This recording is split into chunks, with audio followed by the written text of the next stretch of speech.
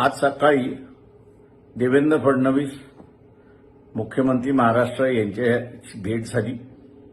परभणीच्या संदर्भातली चर्चा झाली. सोमनाथ सूर्यवंशी यांना जी मदत देण्यात आलेली आहे ती तात्पुरती आहे.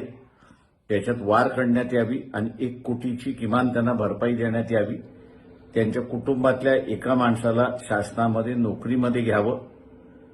त्याच्याचबरोबर लाठीचार्ज हा एसपी किंवा आयजीच्या अधिकाराखाली झालेला नाही, तर खालच्या अधिकाऱ्यांनी स्वतःहूनच त्या ठिकाणी केलेला आहे. त्याची ज्युडिशियल चौकशी झाली पाहिजे आणि त्याच्याचबरोबर ज्या नागरिकांना मारण्यात आलेला आहे, हातपाय तुटलेले आहेत, बेदम मारण्यात आलेला आहे, अशांना पोलीस